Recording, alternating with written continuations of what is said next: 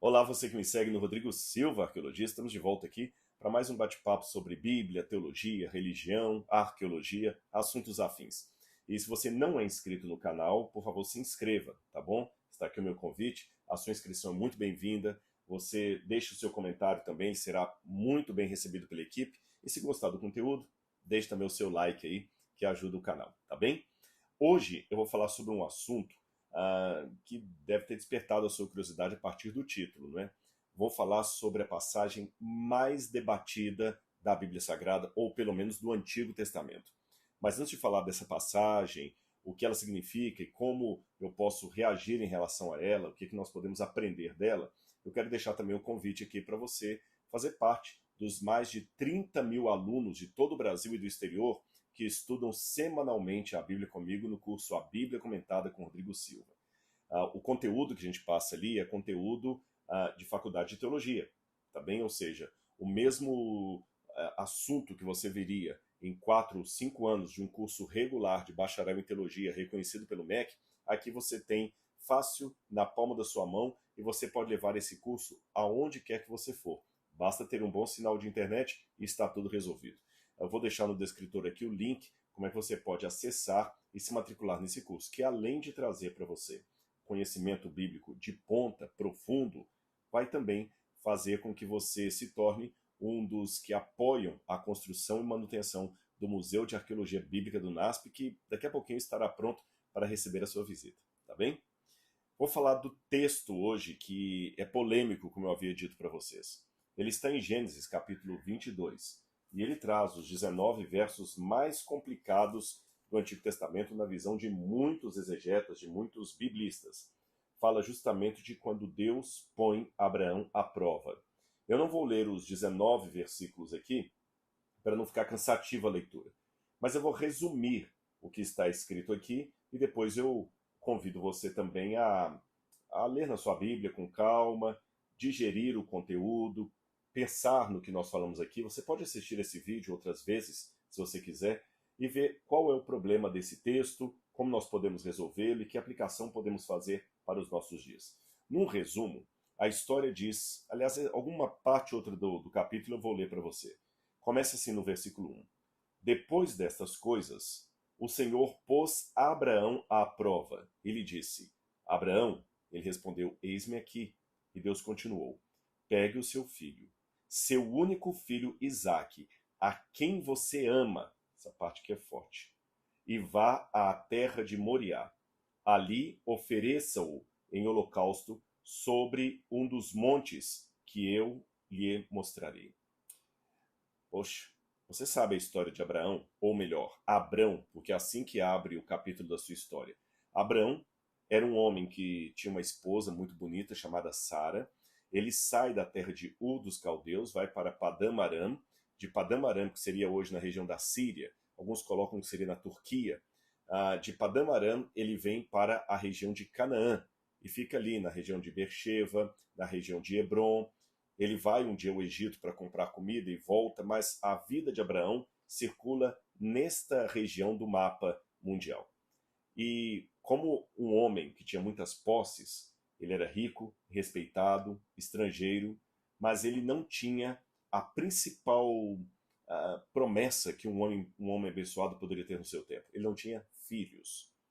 E ele quer um filho a Deus. E Deus promete: eu vou dar um filho para você. Tanto é que o nome dele é transformado de Abraão para Abraão, pai de um povo, para pai de um grande povo, de muitos povos.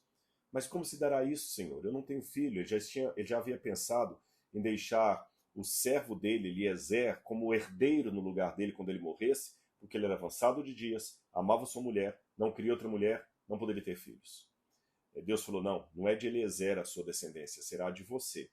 Com alguns anos depois desse episódio, Sara, a sua esposa, vendo a aflição do marido, a aflição esta que recaía também sobre si mesma, porque a mulher era igualmente considerada amaldiçoada por Deus por não poder gerar filhos. Uma mulher que não tivesse a condição de engravidar poderia ser compreendida pelos habitantes da época, pelos vizinhos, como sendo uma mulher que estava sob maldição de Deus. Em outras palavras, ainda que Abrão ou Abraão, como ele será chamado posteriormente, tenha sido um homem financeiramente abençoado, respeitado, os negócios dele prosperavam, ainda assim pairava uma nódoa de questionamento no ar. Por que esses homens, esse homem, essa mulher não têm filhos? Se eles são tão abençoados por Deus, alguma coisa tem aí. Ou como dizem lá em Minas, nesse mato tem coelho. Foi nesse desenrolar da história que um dia Sara, num afã de desespero, quem sabe, de grande dor por ver o sofrimento do marido e dela mesma, falou: Abraão, eu tenho uma solução legal para você. Quando eu digo legal, é porque há documentos de Alalak, Mari, Eshnuna, Nuzi, o próprio Código de Hammurabi, são documentos legais do Antigo Oriente Próximo que também formavam os usos e costumes, a ética e a moral da época dos patriarcas. E num desses documentos estava prescrita ali a regulamentação que se um homem não pudesse ter filhos com a sua esposa, porque é interessante, os documentos sempre partem do pressuposto que a estéril é a mulher, nunca o homem. A linguagem da época entendia assim. É lógico que do ponto de vista médico isso é uma coisa ridícula hoje. Nós sabemos que tanto a mulher pode ser estéril quanto o homem. Mas pela cultura patriarcal de então, normalmente quando um casal não tinha filhos, a culpa recaía sobre a mulher. A mulher que não poderia dar filhos ao homem. Bom, nessa situação, ela falou: eu tenho uma sugestão para você. De acordo com esses códigos legais aqui, você pode ter aquilo que no século XXI nós chamaríamos de uma barriga de aluguel.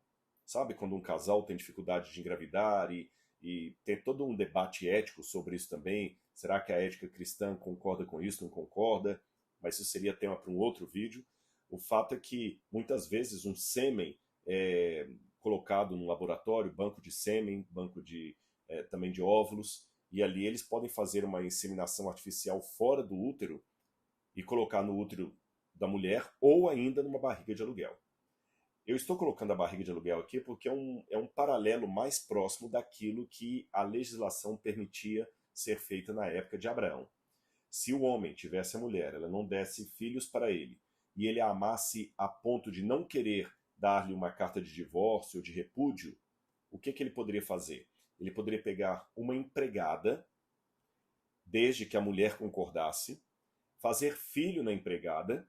Na época não tinha fertilização in vitro, tá bom? Eles não poderiam ir ao laboratório e pegar o espermatozoide dele ali, o sêmen dele e fecundar na mulher. Não existia essa tecnologia moderna. Ele teria que ter relação sexual com ela, depositar nela a sua semente, e uma vez que a empregada tivesse o bebê, aquele bebê seria da sua esposa e dele. Eles fizeram isso com Agar. Hoje eu estava até conversando com alguns amigos que vieram em casa e a gente estava discutindo a possibilidade, eu creio nela, que Agar talvez fosse uma das pessoas que migraram do Egito para Canaã com Abraão e sua família depois que ele veio das terras de Faraó. É um outro episódio curioso na Bíblia, em que eles descem para o Egito por causa da fome. Chega lá, Abraão, com medo de morrer nas mãos de Faraó, porque a mulher dele era muito bonita e Faraó se interessou por ela, ele mentiu dizendo que era irmã dele. Eles têm que sair do Egito, meio às pressas, porque o Faraó falou: você quase me enganou e eu fui amaldiçoado por sua causa. Mas só que Faraó, quando os mandou embora do Egito, falou: olha, para que o seu Deus não fique bravo comigo, vá, mas leve também muito dinheiro, riquezas aqui, animais e alguns escravos também. Provavelmente foi nessa leva de egípcios que foram com Abraão para Canaã que Agar veio junto, porque ela era uma serva egípcia. Então ele teve relação sexual com ela, ela engravidou e deu à luz a Ismael. Mas o tiro saiu pela culatra. A ideia não foi muito boa.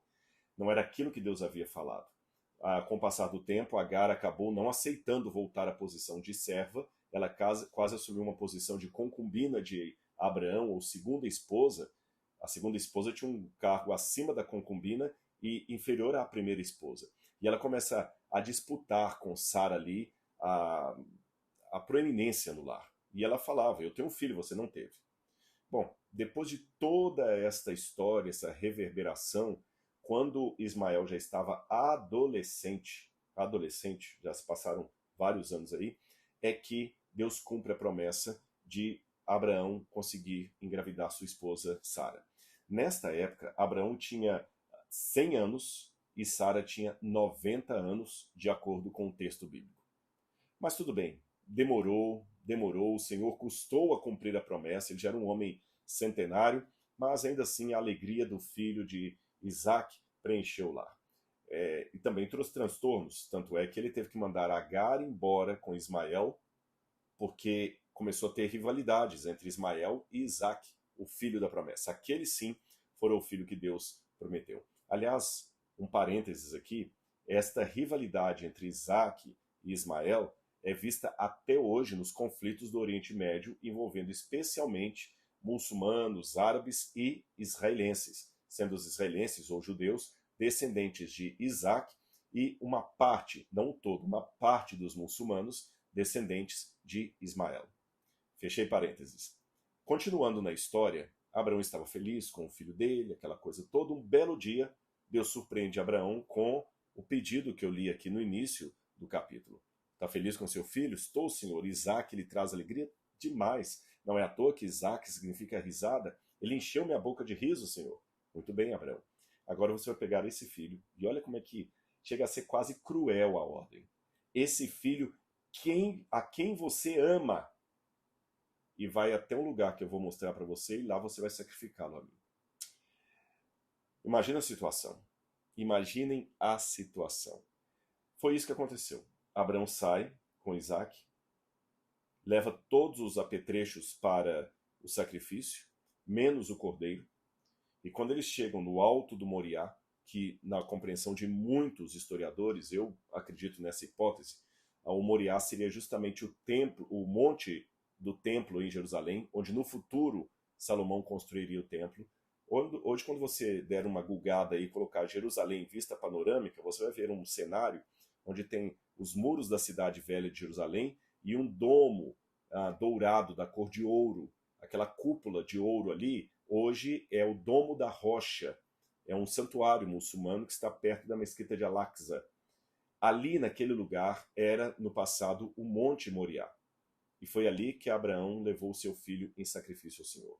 Quando ele estava para sacrificar Isaac, Isaac perguntou: Senhor, papai, mas eu estou vendo aqui a lenha, estou vendo o altar, mas cadê o cordeiro? Ele simplesmente falou: Senhor, meu amigo, meu filho, o Senhor proverá. O Senhor proverá. Agora vamos fazer o que Deus quer. Ele deitou Isaac ali na pedra. Interessante que Isaac já não era mais nenhum menino nessa época. Isaac, isso aqui é interessante, a idade de Isaac aqui é um problema, porque a Bíblia não fala exatamente em que ponto da vida de Abraão isto aconteceu. Flávio Joséfo diz que Isaac já teria nessa época aí 32 anos. Tem um outro autor, não me engano, Rash, creio que é Rash, depois eu posso checar a fonte aqui, que diz que Isaac teria 12 anos. Outros pensam que Isaac teria 20 anos, 30 anos. Embora os autores variem assim nessa faixa etária de Isaac, sabedores de que isso estava próximo da morte de Sara, e Sara morreu quando Isaac tinha 37 anos, então pode ser que esse episódio tenha acontecido quando Isaac teria ali em torno de 20 a 30 anos aproximadamente. Seja como for, ele não era nenhum bebê. Então aquelas ideias que muita gente vê num filme ou num quadro de Abraão sacrificando quase que uma criancinha de 5, 6 anos ali, até em algumas encenações que eu já vi em igrejas, pegar um menininho ali com Abraão, é bonitinho para a licença poética, mas do ponto de vista histórico, Isaac já era um jovem ou jovem adulto, se eu estou falando de alguém de 20 e poucos anos aí. Ele poderia se desvencilhar ali da corda e tudo mais e agredir o seu pai, que era idoso. Então a Bíblia demonstra claramente que quando Isaac deitou no altar, ele fez isso de maneira voluntária, ele se submeteu àquilo ali. Tanto é que houve um sermão que alguém falou assim: na verdade foi sacrifício de Abraão, de Isaac ou de ambos, porque Isaac também aceitou. Olha, pai, se o seu Deus está pedindo isso, quem sou eu para negar? Isso é bonito da parte de Isaac. Quando ele vai levantar o cutelo para matar o filho, cutelo é aquela faca especial de degola de animais, aí o anjo do Senhor, que na verdade era o próprio Senhor, vem, segura a mão de Abraão e fala com Abraão de maneira bem forte assim: Abraão, Abraão, não faça mal a esse menino, porque eu sei que você não me negou o seu único filho, por isso você me ama. Isso está no verso 12. Eu vou ler como está na Bíblia. Vou ler o verso 11 também. Mas do céu, o anjo do Senhor o chamou. Abraão, Abraão, ele disse, eis-me aqui. Então ele disse, não estenda a mão sobre o menino, e não faça nada a ele, pois agora eu sei que você teme a Deus, porque não me negou o seu filho, o seu único filho. Então Abraão ergueu os olhos e viu atrás um cordeiro, preso pelos chifres, entre os arbustos. Abraão pegou o cordeiro e o ofereceu em holocausto em lugar de seu filho. Essa parte é importante. Abraão deu àquele lugar o nome de O Senhor Proverá. Daí disse até hoje, no monte do Senhor proverá. Pois bem, essa é a história. Por que Deus pediu algo tão cruel? Isso aqui tem feito os pesquisadores a darem respostas diferentes. Alguns pensam que, na verdade, isso aqui é apenas uma forma de Deus mostrar que o povo de Israel que iria descender de Abraão não deveriam jamais oferecer sacrifício humano, porque quando Abraão viveu, vários povos praticavam sacrifício humano. Então, para que os seus descendentes não fizessem aquilo, Deus já criou um trauma no patriarca. É uma explicação que alguns autores trazem, mas eu confesso que ela não me convence muito. Uma outra explicação que é dada é que aqui você teria apenas um simbolismo do que Cristo haveria de se submeter no futuro quando ele fosse sacrificado por nós. Aliás, nesse ponto aqui, sendo essa uma explicação cristã, eu vou colocar mais ou menos as 3 linhas de explicação cristã, muçulmana e judaica das 3 religiões monoteístas sobre esse episódio. A religião judaica enfatiza que o cerne aqui da obediência, o cerne aqui é a obediência de Abraão à lei, ao mandamento. Deus mandou, fez sem questionar. Então, se você for conversar com um rabino e falar assim, qual que é a moral dessa história, qual que é o cerne desse episódio, o rabino vai dizer para você, é a obediência de Abraão. Ele obedeceu e assim nós devemos obedecer. Muito do judaísmo ainda nutre uma visão até legalista da religião, onde você não questiona, você obedece à autoridade. Se Deus falou, é para fazer, acabou. Assim como Abraão obedeceu, nós temos que obedecer. Obediência é o cerne. Se você pular para o Islã também vai dizer que o cerne aqui é a obediência. Há apenas um detalhe curioso, numa das versões islâmicas, o filho sacrificado não foi Isaac, e sim Ismael. Tá certo? Foi Ismael e não foi em Jerusalém que aconteceu o sacrifício. Então existe essa versão muçulmana que o filho sacrificado foi Ismael, mesmo porque foi o filho que Abraão de fato perdeu, do qual ele teve que abrir mão. Esse sacrifício não foi em Jerusalém, e é lógico que com essa versão muçulmana eles querem também priorizar, tanto judeus como muçulmanos, o fato de que Deus tinha uma bênção especial para aquele segmento da população mundial, para judeus ou muçulmanos. Os muçulmanos enfatizam então a obediência de Abraão, ou Ibrahim, como eles chamam. Os judeus tinham também uma ênfase na obediência de Abram ou Abraão. Os cristãos dão uma outra interpretação aqui, como nós vemos no Novo Testamento. A ênfase não é a obediência, mas a fé de Abraão. Inclusive, que ele teria a fé que Deus poderia ressuscitar Isaac. Então, o ponto alto na leitura cristã não é necessariamente a obediência inconteste do patriarca, mas sim a sua fé. Passando disso, a gente pode fazer algumas perguntas também. Onde é que estava Sara?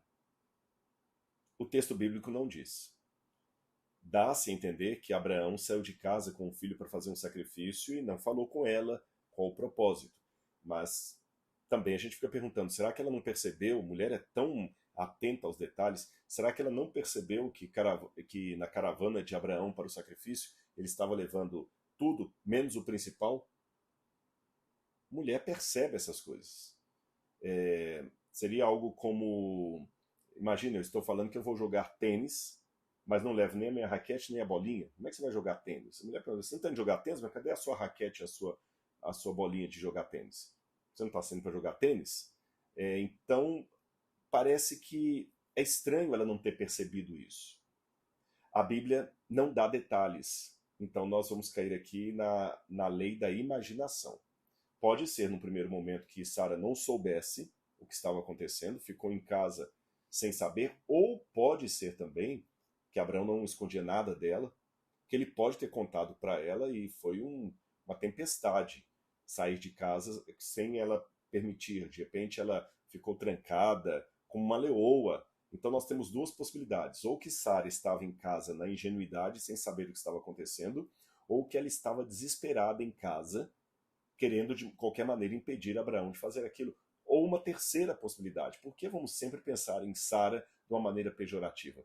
Por que também não pressupor que ela participou do sacrifício do marido, aceitando o destino colocado por Deus?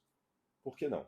Como eu disse, a Bíblia é silenciosa a esse respeito, nós não podemos falar nem uma coisa nem outra, mas às vezes nós relegamos Sara gratuitamente, porque como eu falei, o texto bíblico não tende nem para um lado nem para o outro, nós relegamos Sara a uma situação de ingenuidade e ignorância do que estava acontecendo, ou colocamos Sara como sendo uma leoa querendo impedir aquilo. Por que também não trabalhar a ideia de Sara como aquela que participou e aceitou, toda a família aceitou o sacrifício?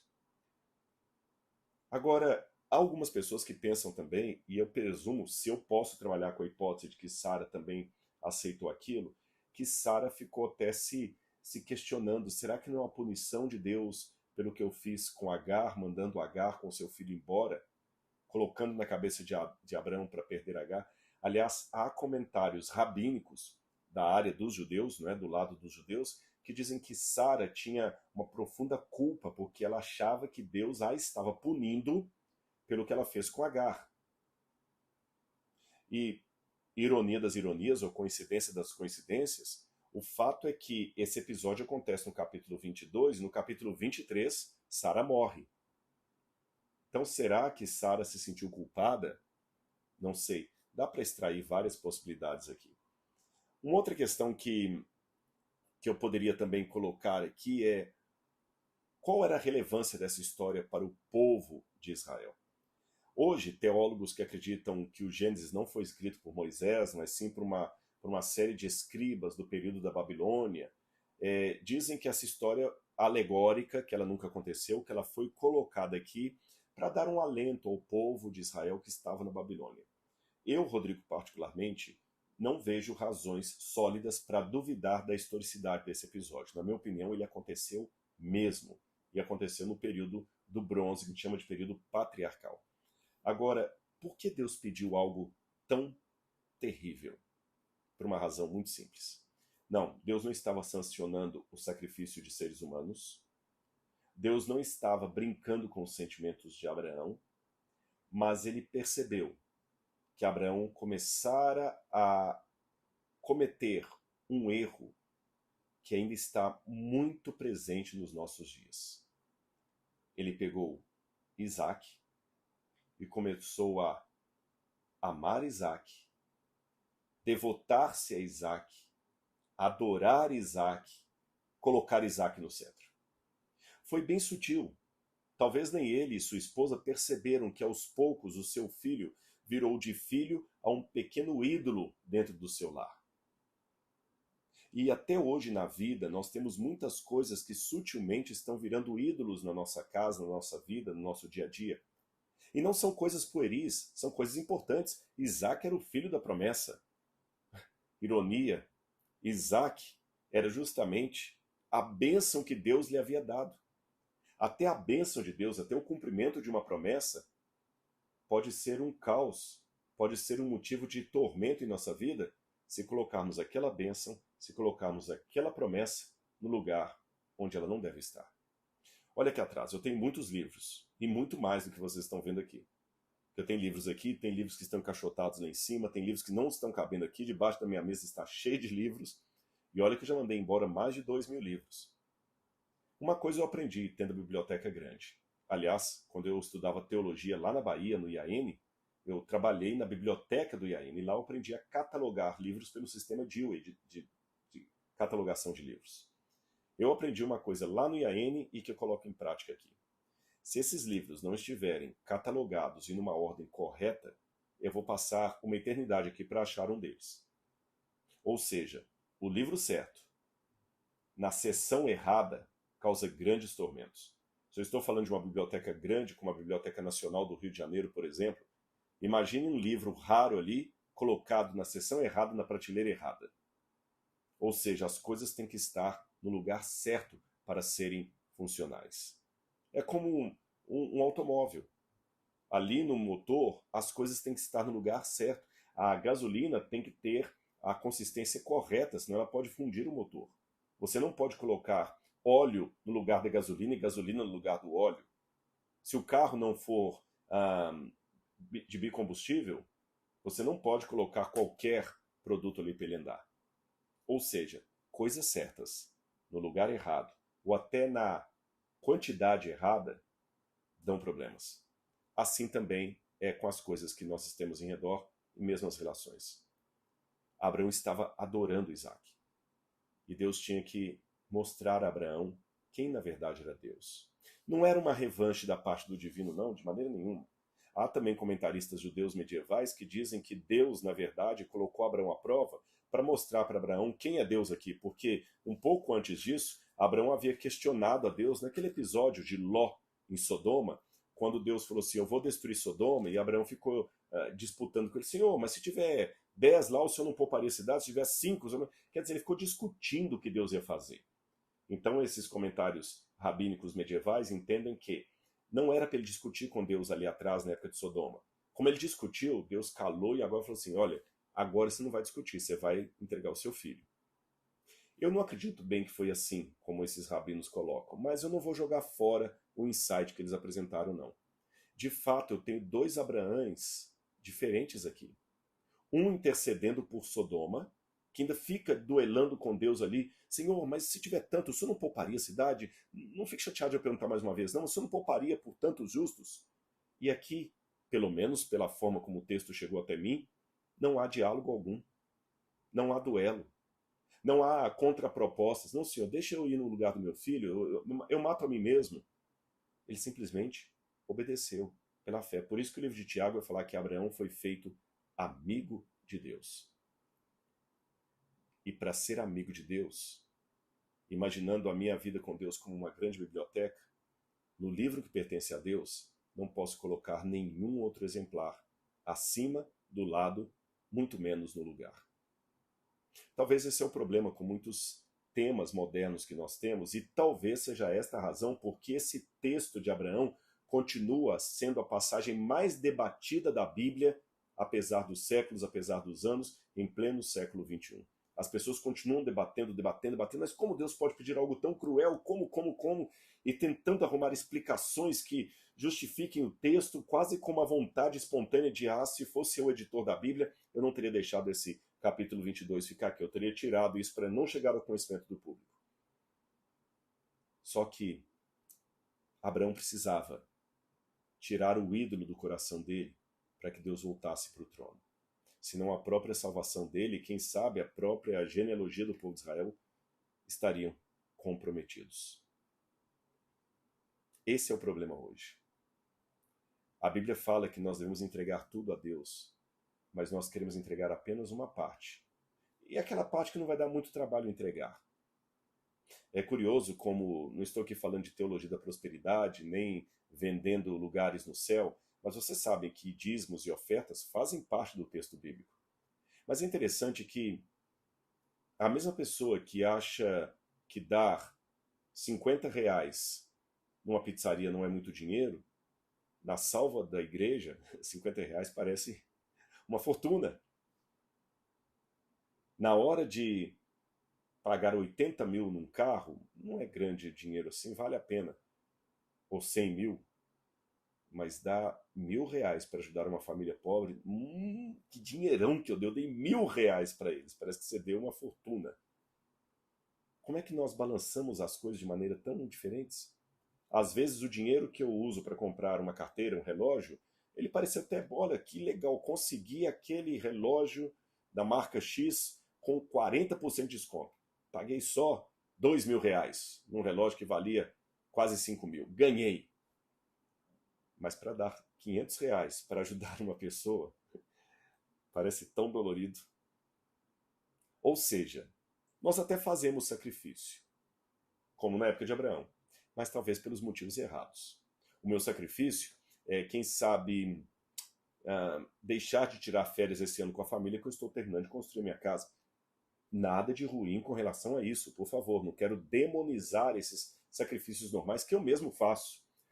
Sabe, olha, meu bem, esse ano não vamos viajar, vamos pegar o dinheiro, vamos economizar, porque a gente quer trocar de carro. Nosso carro está meio ruim, o motor dele já não está bom, precisamos de um carro melhor. Então, no lugar de irmos para a praia, vamos guardar o dinheiro da praia, vamos sacrificar e vamos comprar um carro. Ótimo.